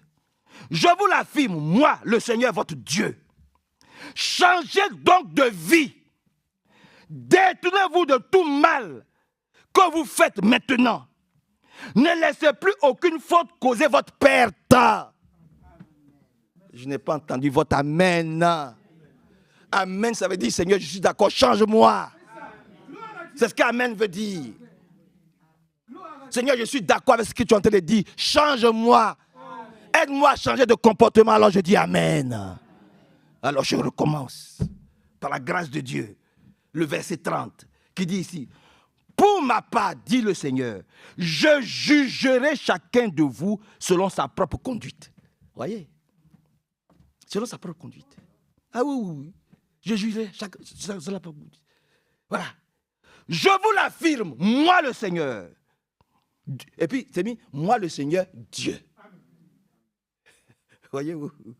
Je vous le... Changez, ben, il donne un conseil. C'est Dieu qui nous conseille maintenant. Il dit, changez donc de vie. Je suis le premier, je lève la main. Seigneur, je vais changer de vie. Ah oui, je lève la main. Seigneur, je vais changer de vie. Il dit, changez donc de vie. Il dit maintenant, détournez-vous de tout le mal que vous faites. Je lève encore ma main. Seigneur, je vais me détourner de tout le mal que je fais. Je lève ma main. Voyez-vous? Il dit, détournez-vous de tout le mal que vous faites. Il dit, ne laissez plus aucune faute causer votre perte. Maintenant, on continue un peu. Verset 30. Renoncez aux mauvaises actions que vous commettez. Vous êtes d'accord avec ça? Alors, dites un grand amen. Seigneur, je renonce aux mauvaises actions que je commets. Il dit, renoncez aux mauvaises actions que vous commettez. Transformez vos cœurs et vos esprits. Amen. Tu es le seul capable de transformer cela, nos cœurs et nos esprits. Maintenant, lui-même, il dit, pourquoi voudrez-vous mourir? Pourquoi voulons-nous mourir, frère? Pourquoi? Nous voulons mourir avec les païens? Alors, préparons-nous, frère Jérôme. Préparons de la bonne manière. Renonçons à notre mauvaise vie. Christ me disait, feu Marassi, cette vie-là, maintenant ça suffit. J'ai dit, oui, frère Christ, tu as raison. Maintenant ça suffit. Alléluia, maintenant ça suffit. Que Dieu nous aide, vraiment. Oui. Renoncez aux mauvaises actions que vous commettez. Transformez vos cœurs et vos esprits. Pourquoi voudriez-vous mourir, chrétien des lions? Vraiment, je l'affirme, moi, le Seigneur Dieu, je ne veux la mort de personne. Détournez-vous du mal et vous vivrez. Changeons de comportement. Répentons-nous. Changeons de comportement, frère. Renonçons vraiment à l'amour. Retournons dans Ésaïe 45. J'ai fini. Nous sommes dans le temps, ne vous inquiétez pas. Vous aimez la parole de Dieu? Est-ce que vous aimez la parole de Dieu? Que Dieu nous bénisse ce matin. Que Dieu nous bénisse. Dans le livre d'Ésaïe 45. Ésaïe 45. Pour aller vite, nous pouvons commencer à partir du verset 20. Vous, les survivants des nations. Vous voyez, nous sommes les survivants. Beaucoup de gens le savent. Si tous les chrétiens de cette ville de Lyon-là devaient se rassembler ici, il n'y aurait plus de place. Parce que dans la région, nous sommes nombreux. Je ne dis pas que nous sommes les meilleurs. Mais nous sommes restés dans la droite ligne de l'enseignement par la grâce de Dieu que Dieu nous a donné depuis le prophète. C'est pour ça que frère Franck, qui a le Saint-Esprit, quand il doit venir quelque part, c'est où à Paris chez Didier, il y a beaucoup d'assemblées dans la région, demandez à ma soeur Anne, là-bas. Demandez à Abraham. Il y a beaucoup d'assemblées là-bas dans la région parisienne. Mais c'est là-bas. Malgré les critiques, les injures que ces frères-là peuvent recevoir, c'est là-bas. Et puis, la deuxième ville, c'est Lyon. Je dirais même qu'il est plus venu à Lyon que là-bas. Parce que ça commençait depuis Chizel, au temps de Chizel là-bas. Vous comprenez, frère? Dites amen à la parole de Dieu. Que Dieu nous aide à comprendre cela. Vous comprenez? Que Dieu vraiment vienne au secours, voyez-vous, de son peuple. Donc, c'est nous les survivants des nations. Le petit reste là. La Bible dit, petit troupeau. Votre Père a trouvé bon de vous donner le royaume. Ne soyons pas étonnés que nous sommes un peu. Nous sommes un petit troupeau. Critiqués, injuriés, menacés, traînés dans la boue. Mais nous sommes là. Et jusqu'au bout, nous allons le suivre. Dans les bons comme dans les mauvais jours. Oui, vous les survivants des nations. venez et rassemblez-vous, approchez-vous ensemble. Et c'est ensemble que nous voulons faire la chose. Nous voulons nous approcher ensemble. Ceux qui portent leur idole de bois ou qui adressent une prière à Branham, parce qu'il y en a, leur prière, c'est qu'est-ce que Branham a dit. Leur prière, c'est qu'est-ce que Frère Franck a dit. Nous, c'est pas ça. Nous, c'est qu'est-ce que Jésus a dit. Nous avons un grand respect pour Frère Branham. Sans lui, nous ne serons pas assis ici. Et je le dis, nos ministères sont liés au ministère de Frère Branham. Nos ministères sont liés au ministère de Frère Franck. Il n'y aurait pas eu un Frère Branham, il n'y aurait pas eu un Frère Franck.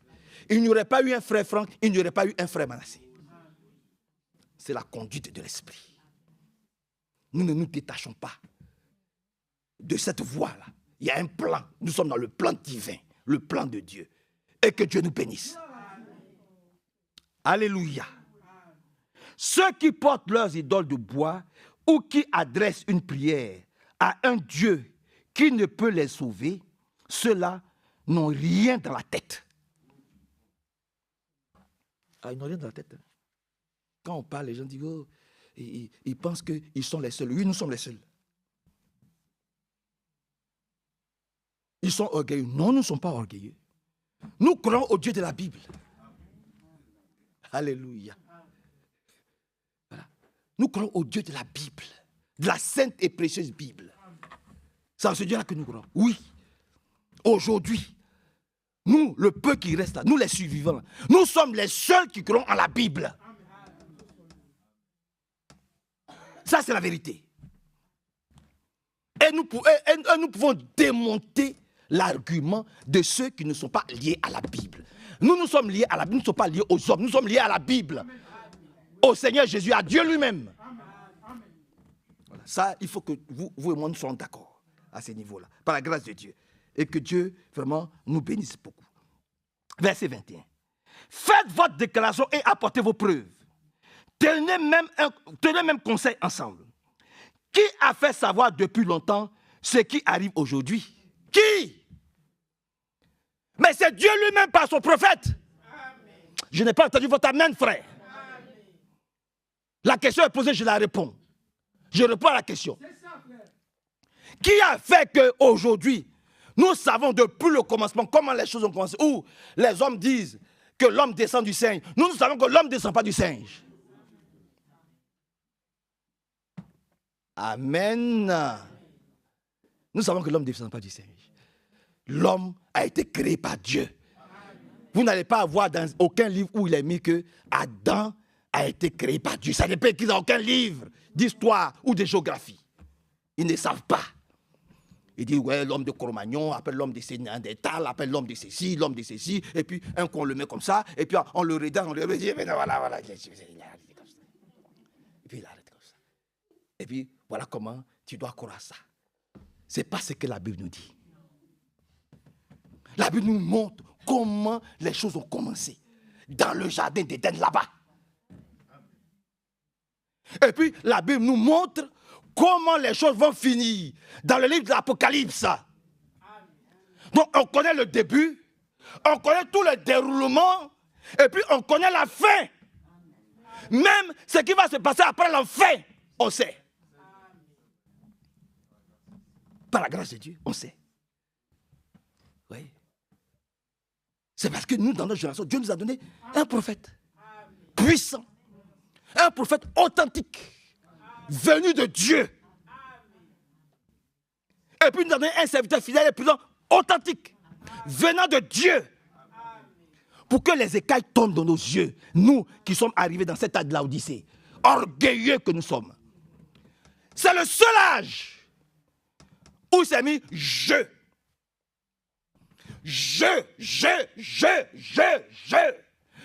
suis riche.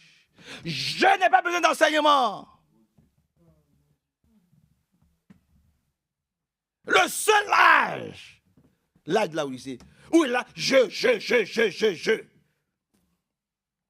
La réponse c'est quoi? Tu es aveugle, tu es nu, et tu ne le sais même pas. dit, achète de moi un petit collier pour que je puisse faire tomber les écailles de tes yeux. Ceux qui ont compris ça ont accepté le message de la fin des temps. Ils ont accepté le message biblique de la fin des temps, venu d'un prophète biblique.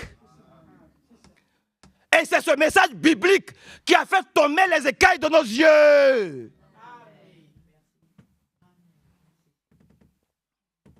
Et il y a un serviteur fidèle et prudent qui a placé les choses. Parce qu'on marchait sur des œufs. Il fallait que les choses soient placées, soient mises en ordre. Dieu est un Dieu d'ordre. Il a ressuscité un serviteur fidèle et prudent. Dieu nous a mieux expliqué par le Saint-Esprit comment nous devons comprendre les brochures et lire les brochures du prophète. Que Dieu nous bénisse. Vous êtes avec moi. Vous êtes là. Vous voulez qu'on continue un peu par la grâce de Dieu. 45 verset 20. Allons vite. Il dit, faites votre déclaration et apportez vos preuves. Tenez même conseil ensemble. Qui a fait savoir depuis longtemps ce qui arrive aujourd'hui? Qui l'a révélé d'avance, à l'avance? N'est-ce pas moi le Seigneur? À part moi, il n'y a pas de Dieu. Un Dieu loyal, un Dieu qui sauve. Il n'y en a pas d'autre sauf moi. Dis Amen. Maintenant, il s'adresse à nous. Gens du bout du monde. Tournez-vous, gens de Lyon. Gens de Vénissieux, de Grenoble, de Paris. Hein, mon fils Abraham? Mon fils Touré. Alléluia. Mes enfants, mes frères, mes parents. Alléluia. Et Dieu dit, gens du bout du monde. Non, c'est nous. Hein, c'est Christian, c'est nous. Il dit maintenant, tournez-vous vers moi et vous serez sauvés. Tournons-nous vers lui et nous serons sauvés. Car Dieu, c'est moi. Et moi seul. Et personne d'autre. Aussi vrai que je suis Dieu, j'en fais le serment et ma promesse est loyale, je ne changerai rien. Tous les humains à genoux me jureront fidélité. Ils diront de moi, c'est auprès du Seigneur seul qu'on trouve force et loyauté. Tous ceux qui m'auront combattu viendront à moi la tête basse. Mais tous les descendants d'Israël obtiendront justice auprès de moi et s'en féliciteront. Tous ceux qui s'opposent à l'écriture d'aujourd'hui, ils entreront au ciel la tête basse. Mais tous ceux qui disent Amen, gloire à Dieu, ils entreront la tête haute dans le royaume de Dieu. Que Dieu nous bénisse puissamment.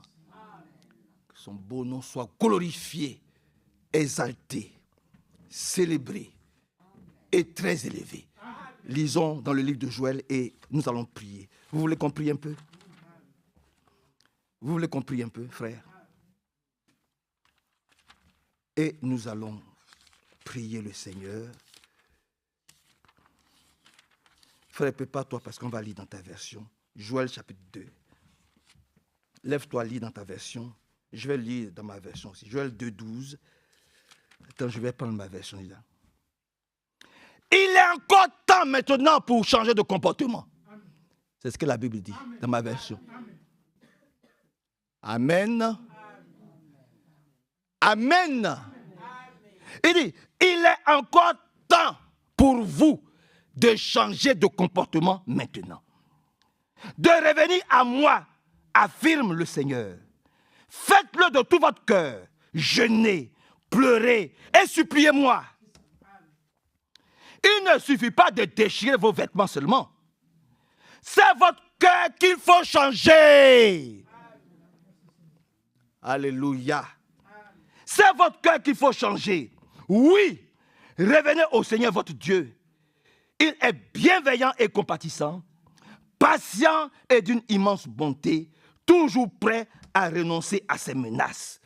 Que le Seigneur nous bénisse. Frère, lis dans ta version et ce sera bien pour aujourd'hui. Sur la repentance la deuxième partie, par la grâce de Dieu. Lis fort, frère. Maintenant encore, dit l'Éternel, revenez à moi de tout votre cœur. Attendez, attends. Maintenant encore, ça veut dire aujourd'hui. Si nous avons entendu ce qu'il a dit, s'il n'y a pas une pierre à la place de notre cœur, là, si ce n'est pas un caillou, il dit aujourd'hui, revenez à moi. Maintenant, si c'est un caillou qui est là, eh bien, vous pouvez vous en foutre. Vous pouvez dire, frère Manassé, tu as bavardé pendant 1 heure, on s'en fout. Vous allez répondre là-bas. Voilà, c'est ça qu'il s'agit. Nous n'avons critiqué personne. Nous avons lu des versets puissants. Il s'agit de notre repentance, de savoir demander pardon à Dieu. Un chrétien, il se répand. La souillure ne doit pas être démise dans l'église. C'est tout. Je reprends. Maintenant encore, dit l'Éternel. Maintenant encore, dit l'Éternel. Revenez à moi. Mais, frère, revenons à Dieu de tout notre cœur. Oui. Des pleurs et des lamentations. On ne s'est plus gêné. Les chrétiens aujourd'hui, ils ne savent plus ce que c'est. Ne leur parlez pas de jeunes, tu les as tués. Ils ne savent plus ce que c'est que jeûner. Oh, le jeûne même, c'est une bénédiction. Après 3 jours de jeûne, même toutes tes cellules là, tes vieilles cellules tombent. C'est-à-dire que ça te régénère. De nouvelles cellules sont créées. Tu rajeunis en jeûnant. Tout change en toi à partir du jeûne. Beaucoup de chrétiens ne savent pas ça. Beaucoup de chrétiens ne savent plus ce que c'est même que pleurer sur leur péché.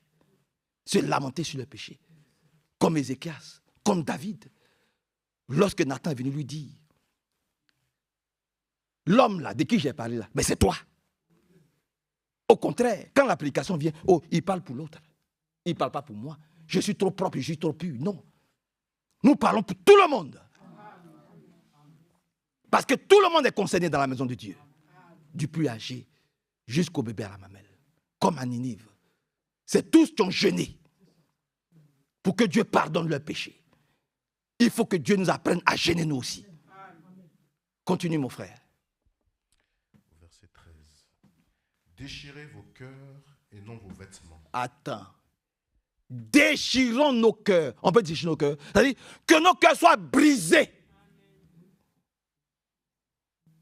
Que nos cœurs s'inquiètent sur notre mauvaise vie alors que nous sommes à la fin de la fin. Que nos cœurs ne dorment plus, ne s'affaissent plus. Que la léthargie dans laquelle nous sommes. Oh, c'est triste de voir des assemblées aujourd'hui mortes. Des assemblées aussi froides que lorsque tu as l'impression que tu es dans un cimetière. Des chrétiens morts et mortes qui ne peuvent même pas lever un petit mot pour dire « Seigneur, pardonne-moi ».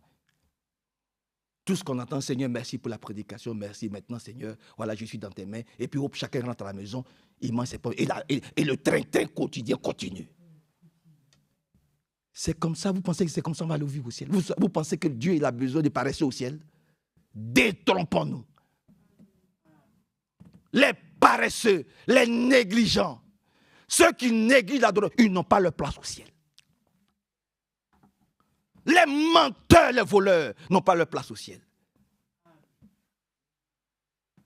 Là-bas, on le loue. 24 heures sur 24. Gloire à Dieu qui est dans les cieux. Alléluia. Gloire à Dieu qui est dans... Il n'y a pas de fatigue là-bas. Hein. Tu crois, bon, je suis fatigué maintenant, il faut que j'aille vite à la maison. Il n'y a pas ça là-bas. Donc, si tu es paresseux ici, ta paresse là, ça va te garder ici. Continue, mon frère. Non vos vêtements, et revenez à l'Éternel votre Dieu. C'est ça. Car il est compatissant, et miséricordieux, lent à la colère, et riche en bonté. Et il se repent des maux qu'il envoie. Attends, il se répand. Ah bon? Donc Dieu se répand. Et toi, tu ne te répands pas. Lèvons-nous. Dieu, il se répand, mais tu es tellement sainte, tu es tellement saint, Tu es tellement pur que toi, moi, on ne se répand pas. Mais c'est que tu n'as pas vu tes péchés. C'est que tu étais un aveugle. Parce que moi qui suis là, je connais mes péchés. Je connais mes fautes. Et je me répands. Dieu lui-même, il se répand. C'est nous qui n'allons pas nous repentir. Oh Seigneur, viens à notre secours. Viens à notre tête. J'aimerais entendre la voix de chacun d'entre nous. Frère Billy, tu vas prier. Frère Medeiros va prier. Frère Abraham, tu vas prier. Alléluia. Frère Joseph, tu vas prier. Que Dieu nous aide.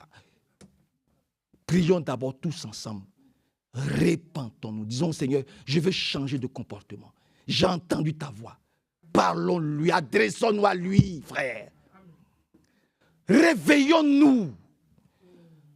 Que ce sommeil-là soit brisé, détruit au nom de Jésus. Il y a trop de cette froideur. C'est-à-dire, tu as l'impression que les gens ne sont pas concernés par ce que Dieu dit. Le frère Franck le déplorait dans les dernières prédications que nous avons écoutées. C'est trop froid. Ne chassons pas le Saint-Esprit. Prions tous ensemble, élevons la voix. Que personne n'écoute son voisin. Que chacun parle à Dieu. Prions tous ensemble maintenant.